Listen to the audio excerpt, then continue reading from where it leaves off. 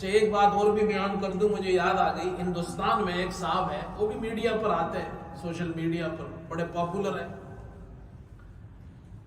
میں اپنی عادت کی وجہ سے نام نہیں لیتا کسی کا، نہ دل تو چاہتا ہے کہ میں کھلم کھلا ان کا نام لے کر بات کروں، جس قسم کا فتنہ پھیل رہا ہے۔ حالانکہ ایک زمانہ تھا کہ وہ یہاں آتے تھے، عالم دین ہے، اور ہمارے بہت سے دوست علماء ان کو بلاتے تھے، میں خود جاتا تھا ان کا بیان سننے، پھر وہ پٹری سے اتر گئے۔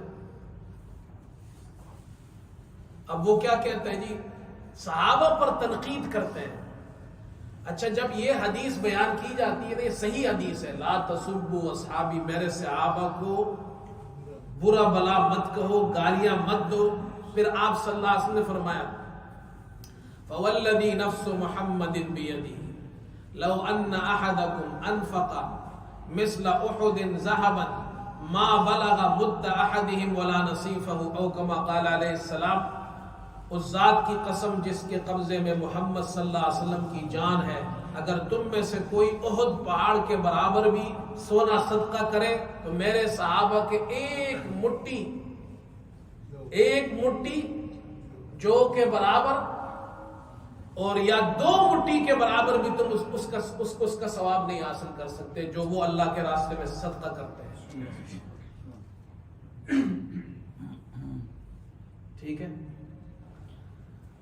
اب یہ حدیث صاف صاف بتا رہی ہے کہ صحابہ پہ تنقید جائز نہیں ہے۔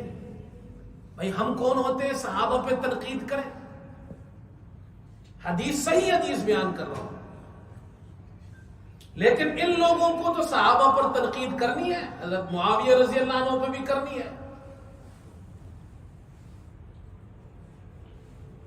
اب وہ یہ کیا کہتے ہیں، اپنے لیے تنقید کا راستہ کھولنے کے لیے، نعوذ باللہ ہمارے نوجوانوں کو گمراہ کرنے کے لیے وہ یہ کہتے ہیں، یہ جو حضور صلی اللہ علیہ وسلم نے فرمایا ہے لا تسبوا اصحابی، یہ تمام صحابہ کے لیے نہیں ہے۔ نعوذ باللہ، اب کیا دیکھیں گمراہ کیسے کرتے ہیں۔ کہتے خالد بن ولید اور عبد الرحمن بن عوف کے درمیان اختلاف ہو گیا، بات ہو گئی، آپ صلی اللہ علیہ وسلم نے اس موقع پر یہ ارشاد فرمایا میرے صحابہ کو برا بلا مت کرو، تو وہ کہتے ہیں خالد بن ولید یہ متاخرین صحابہ میں سے ہے، عبد الرحمن بن عوف متقدمین صحابہ میں سے ہے، آپ نے خالد بن ولید سے کہا ہے، متاخرین سے کہا ہے کہ تم متقدمین کا احترام کرو، لہذا یہ متاخرین کے لیے نہیں ہے، جو بعد والے ہیں ان کے لیے نہیں ہے، ان پہ تنقید ہو سکتی ہے۔ دیکھو سمجھ گیا بھائی، اب وہ چور راستہ اپنے لیے بنا رہا ہے نا، کسی طریقے سے میں صحابہ پر تنقید کروں، تو بھائی اب اس کا جواب میں آپ کو سمجھا دیتا ہوں تاکہ ہمارے بچوں کو بھی سمجھ میں آ جائے، ہمارے نوجوانوں کو بھی سمجھ میں آ جائے۔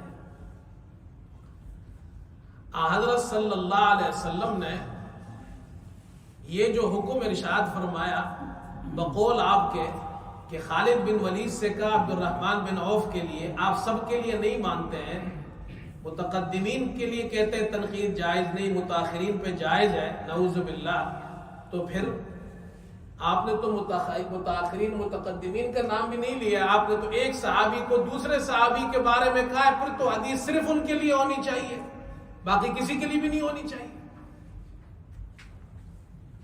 آپ کے اصول کے مطابق۔ بس سمجھ میں آ رہی ہے بھائی؟ عرف کے اندر آپ دیکھیں، جب آپ یہ کہتے ہیں میرے صحابہ کو برا بلا مت کہو، تو اس میں سارے صحابہ شامل ہوتے ہیں۔